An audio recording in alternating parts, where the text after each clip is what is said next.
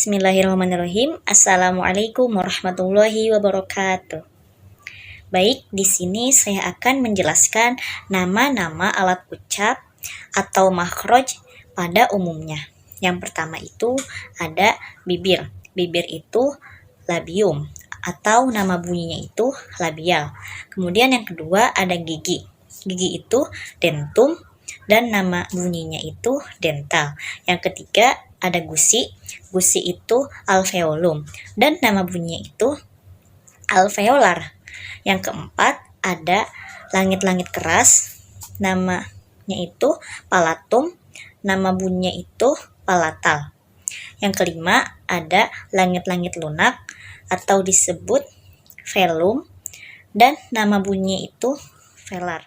Yang keenam itu ada anak tekak atau lak-lakan, itu yang biasa disebut uvula atau nama bunyinya itu uvular. Yang ketujuh ada ujung lidah atau apex, nama bunyinya itu apexal.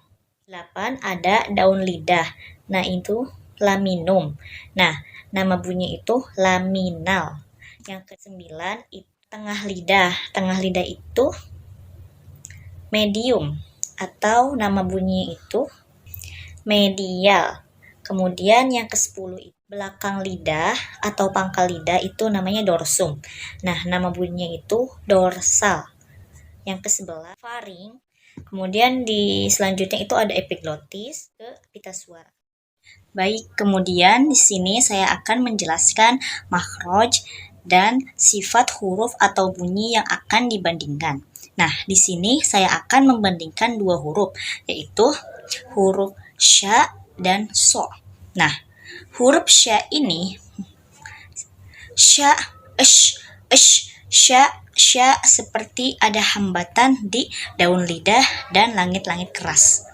Itu kayak ada hambatannya itu saat mengeluarkan suara itu terhalang gitu, terhambat si bunyinya itu untuk keluar.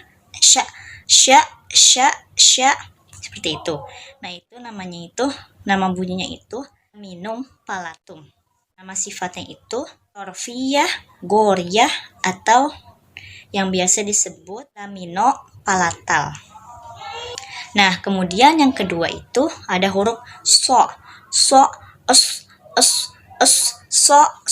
so itu terjadinya hambatan di antara ujung lidah dan gusi.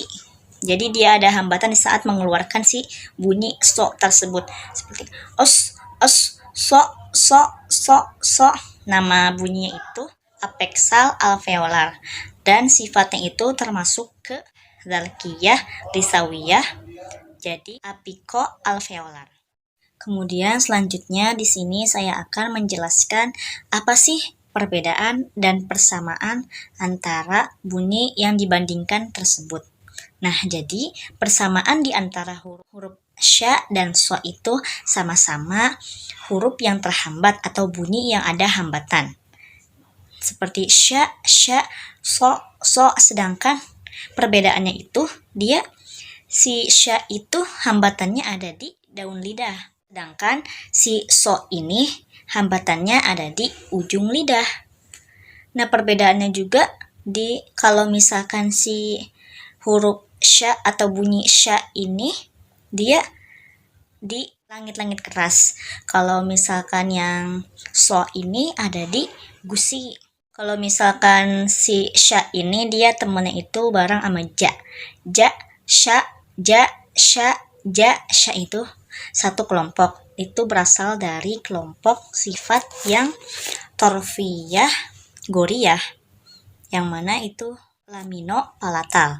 Sedangkan kalau misalkan yang huruf so ini, dia itu sama kelompok za, sa, sama so. Nah, itu tuh sifat hurufnya itu ada di zalkiyah, risawiyah, yang mana apiko alveolar. Mungkin cukup sekian yang dapat saya sampaikan, kurang lebihnya mohon dimaafkan.